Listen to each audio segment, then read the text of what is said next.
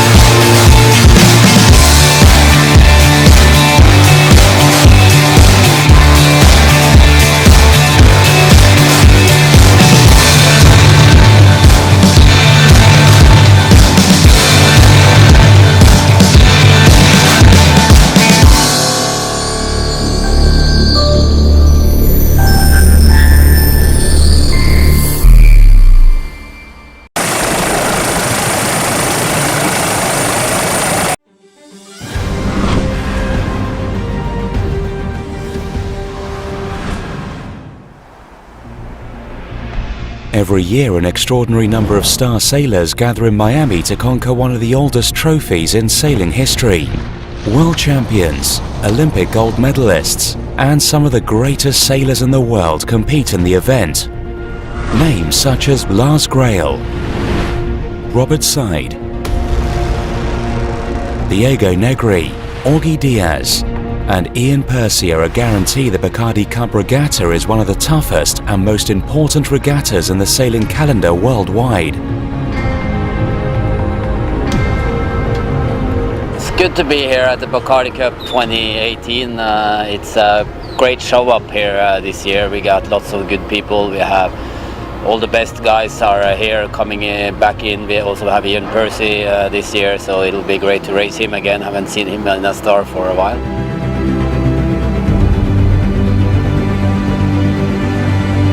Day 2 welcomed great weather conditions at Biscayne Bay today. The medium breeze was stronger than yesterday, giving sailors the opportunity to be part of a spectacular race. There were epic head-to-head fights along the course, crowded marks, and a high level of competition from these experienced sailors. All this drama led to the race ending in a photo finish.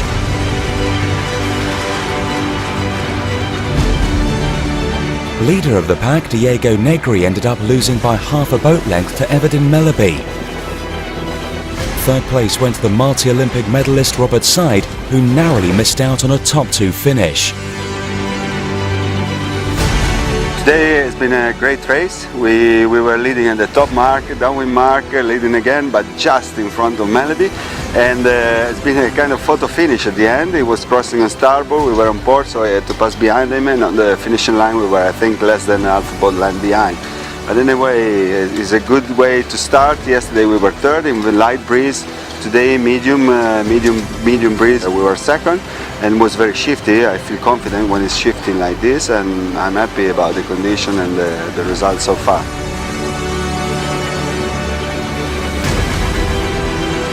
With such a high caliber of talent, today's nail-biting finish reinforces the fact the Bacardi Cup Regatta is one of the most exciting in the sailing calendar.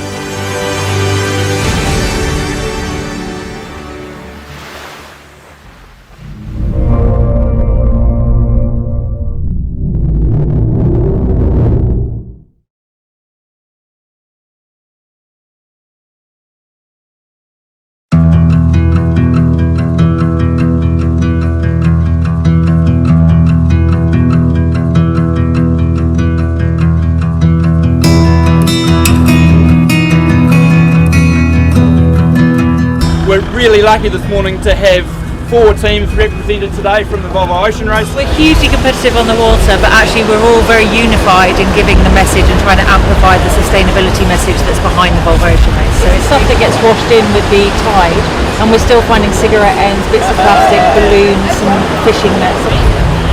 Well, judging by Takapuna beach at the moment, we're not finding any large rubbish, we're just finding really small pieces, and it's actually quite hard to find. Everything you leave on the streets, and then it rains a lot, and everything just comes to this and ends up on the ocean. So that's another thing that we really need to be careful. There's nothing like leaving your brand lying around on the beach, is there?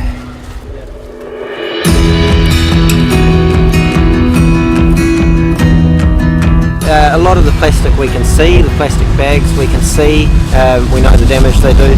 A lot of the plastics that we've got, like what we're finding here, you think it's a beach full of sand, it's actually a beach full of plastic. And these, what can look like sand to the naked eye from a distance, you start scratching it and you find these are actually injection moulding plastics, which look very much like fish eggs when they're floating around on the surface. And a lot of fish will go for these and eat them as part of the food chain, but obviously they're quite toxic, but they can also, because they don't process and break down, end up clogging the digestive systems of the small fish which feed the bigger fish. And so it's actually quite a problem globally for the whole marine environment.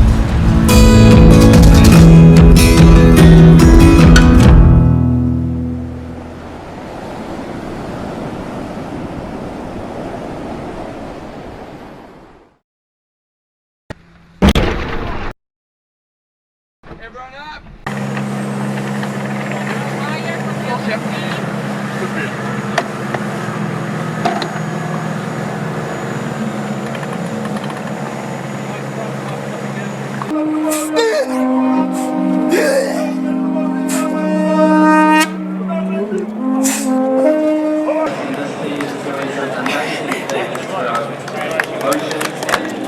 Rooksdale from France, Kyle Lang and from New Zealand, give it up for Blair Chu!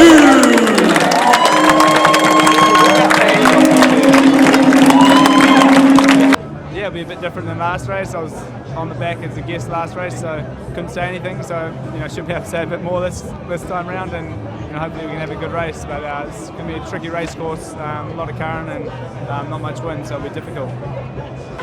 40, 12, 11, 10, 9, 8, 7, 6, 5, 4, 3, 2, 1.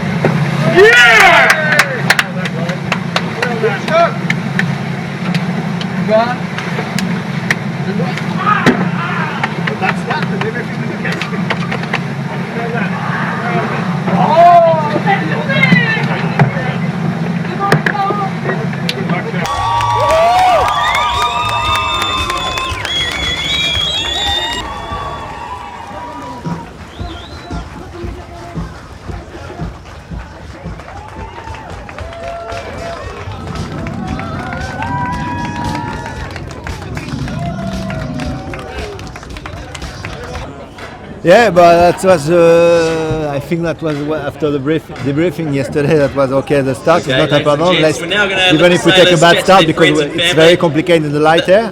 Yesterday we take 2 fantastic starts, and we finished probably not last, but not so bad, not so well. So yeah, we know it was not important. It's good to win this inshore for the mood of the team and for the spirit of the team.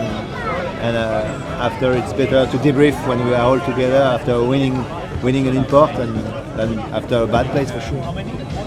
Yeah, obviously we got a little bit lucky with the breeze, but our strategy was always to go up the left, and we didn't change that after our bad start. Yesterday we had really good starts, and it didn't work out for us. But this time we had bad start, and really worked out well. So I don't think we'll change our strategy of just getting a bad start all the time, but it was good for the team.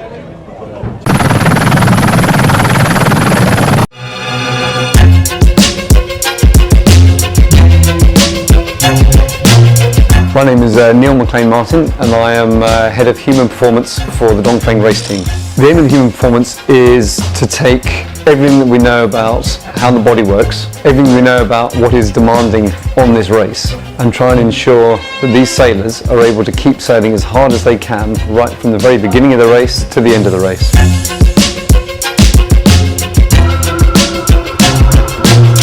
From the beginning we've had blood tests, we've had physical measures, we've had movement capacity measures, lots of different things that we're looking at to monitor how these guys are coping. We benefit from actually being able to control their diets whilst they're away, and providing they're eating, they are eating very good quality foods. So as a result we have seen certain of these health measures actually improve from the baseline measures to where they are now. So when we take the leg from Hong Kong down to Auckland, relatively light winds, clement weather, it was quite comfortable that way, they didn't have to wear a lot of the heavy foul weather gear. It was nice and steady. This next leg is completely different. We're sending them out into the most extreme conditions that offshore sailors will be in. And as a result of that, their calorie expenditure, their bodies are working so hard just to maintain basically their core temperature. Simply moving around with heavier clothing on, this all has a physical toll. So we allow an extra 20% in terms of calories just to keep them in balance.